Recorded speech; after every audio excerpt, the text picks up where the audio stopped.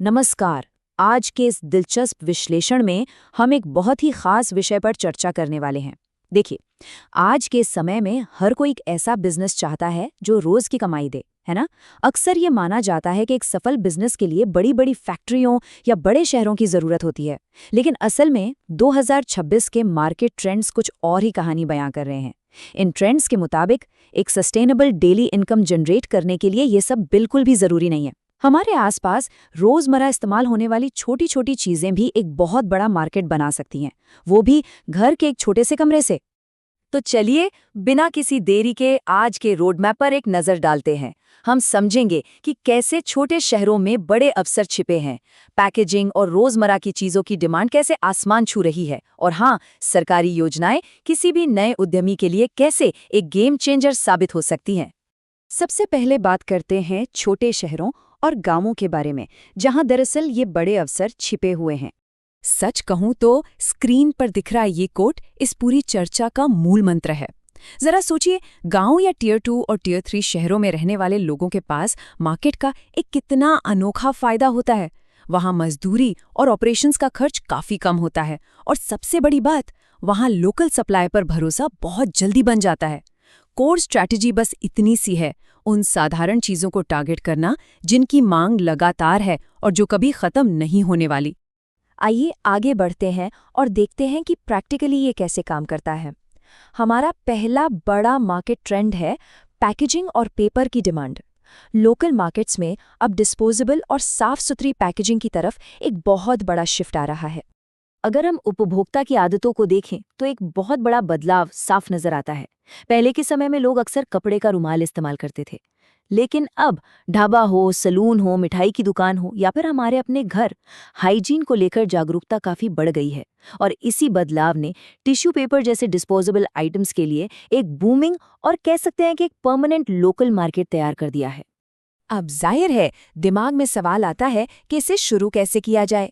सिर्फ 1 से 2 लाख रुपए के शुरुआती निवेश के साथ एक छोटी या सेकंड हैंड मशीन और कुछ पेपर रोल खरीदकर इसे बहुत ही आसानी से शुरू किया जा सकता है। हाँ, शुरुआत में लोकल मार्केट का भरोसा जीतना एक चैलेंज हो सकता है, लेकिन इसके लिए फ्री सैंपल बांटने की रणनीति बिल्कुल अचूक साबित होती है। इसी ट्रेंड से जुड़ा एक और शानदार बिजनेस है कार्डबोर्ड बॉक्स बनाने का। ई कॉमर्स बूम की वजह से आजकल हर छोटी बड़ी चीज कार्डबोर्ड में पैक होकर आती है। इसे एक लो रिस्क अप्रोच के साथ बड़े आराम से शुरू किया जा सकता है। कम पूंजी के साथ साधारण प्लेन बॉक्स की सप्लाई से शुरुआत की जा सकती है। धीरे धीरे लोकल रिटेल स्टोर से कॉन्टैक्ट बनाए जा सकते हैं, और जब डिमांड बढ़ जाए तो आसानी से ऑटोमेटिक मशीन पर अपग्रेड किया जा सकता है। चलिए, अब चलते हैं हमारे अगले सेक्शन पर, रोजमर्रा की जरूरी चीजें। ये वो प्रोडक्ट्स हैं जो इतने आम हैं कि अक्सर हमारा ध्यान इन पर जाता ही नहीं है, लेकिन सच मानिए, ये एक बहुत ही मैसिव और लगातार डेली कैश फ्लो देते हैं। अब इस स्लाइड की सबसे दिलचस्प बात यह है कि कैसे एक छोटा सा रबर बैंड कितने विशाल बाजार को कवर करता है। रबर शीट से बनने वाला ये प्रोडक्ट भले ही देखने में छोटा लगे, लेकिन जरा सोचिए, किराना स्टोर से लेकर सब्जी वाले तक और मेडिकल शॉप से लेकर बैंक और स्कूल तक हर जगह इसकी भारी मांग है, और इसे बहुत ही कम सेटअप के साथ पूरा किया जा सकता है। बिल्कुल इसी तरह मसालों का बाजार भी बहुत तेजी से करवट ले रहा है। अब ग्रामीण उपभोक्ता भी खुले मसाले की जगह साफ सुथरे पैकेट बंद मसाले पसंद करने लगे हैं। अगर हल्दी, मिर्ची या धनिया जैसे कच्चे माल को लोकल स्तर पर ही सोर्स कर लिया जाए तो प्रॉफिट मार्जिन को कई गुना तक बढ़ाया जा सकता है। और इस पूरी बात का सबसे बेहतरीन पहलू क्या है? इन डेली यूटिलिटी बिजनेसेस की एक्सेसिबिलिटी।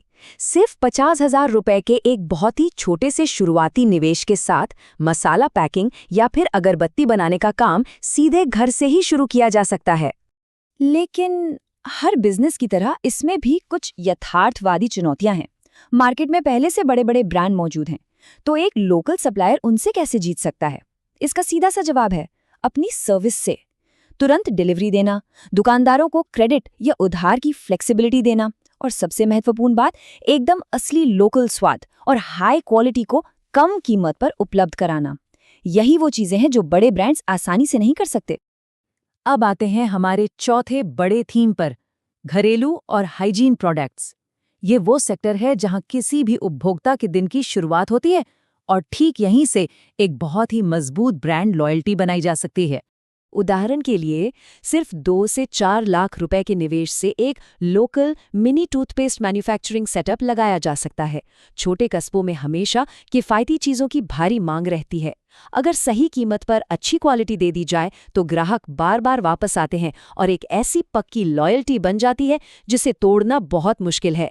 इसी सेक्टर में होटल सोप यानी वो जो छोटे साबुन होते हैं, उनका बिजनेस भी बहुत मुनाफे वाला है। लॉज या अस्पताल में इन छोटे साबुनों की हमेशा मांग रहती है और आजकल तो हर्बल और नीम वाले साबुनों की लोकप्रियता आसमान छू रही है। इसका कच्चा माल बहुत सस्ता पड़ता है और सबसे बड़ी बात, शुरुआत में किसी भारी भरकम मशीन की बिल्कुल ज़रूरत नहीं है। इसे सिर्फ साधारण मोल्ड्स या सांचों का उपयोग करके भी तैयार किया जा सकता है। तो यहाँ सबसे क्रूशल पॉइंट ये है कि क्वालिटी के साथ कोई भी समझौता नहीं होना चाहिए।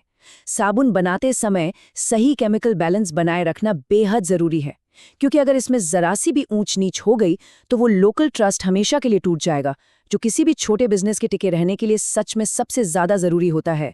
हमने अब तक बेहतरीन बिजनेस आइडियाज़ देखे, लेकिन इस पूरी पहेली का एक आखिरी और सबसे महत्वपूर्ण हिस्सा अभी भी बाकी है: सरकारी योजनाएं और सफलता। चलिए देखते हैं कि कैसे सरकारी पहल इन छोटे उद्यमियों के लिए एक पावरफुल कैटलिस्ट या उत्प्रेरक का काम करती है। और ये स्लाइड बहुत ही शानदार तरीके से दिखाती है कि कैसे सरकारी स्कीम्स वित्तीय और शैक्षिक बाधाओं को जड़ से खत्म कर देती हैं। पीएमईजीपी के तहत भारी सब्सिडी मिल जाती है, मुद्रा लोन के जरिए बिना किसी बड़ी गारंटी के आसानी से क्रेडिट मिल जाता है, और एमएसएमई या खादी ग्रामोद्योग के जरिए बिजली बिल में राहत के साथ साथ मुफ्त ट्रेनिंग भी उपलब्ध है। मतलब सरकार खुद चाहती है कि नए बिजनेस शुरू हों। अंततः ये कोट इस पूरे विश्लेषण का सबसे गहरा और असली सार है। बड़ी बड़ी स्थापित कंपनियों के सामने एक छोटा बिजनेस आखिर कैसे टिकता है? सिर्फ और सिर्फ ईमानदारी, कड़ी मेहनत और प्रोडक्ट की क्वालिटी पर अपने लगातार फोकस से। अगर प्रोडक्ट की क्वालिटी लोगों को पसंद आ गई तो कोई भी छोटा इंसान एक बहुत बड़ा खिलाड़ी बन सकता है, इसमें कोई शक नहीं है।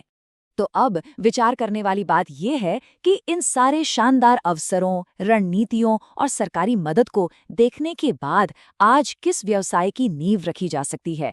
एक स्ट्रक्चर्ड रास्ता चुनकर और इन सब्सिडियों का पूरा लाभ उठाकर डेली कैश फ्लो की दिशा में अपना पहला कदम बढ़ाना ही इस जानकारी का असली मकसद है। आज के इस विश्लेषण में बस इतना ही। उम्मीद है कि ये जानकारी किसी भी नए व्यापार की एक बेहद मजबूत शुरुआत में मददगार साबित होगी।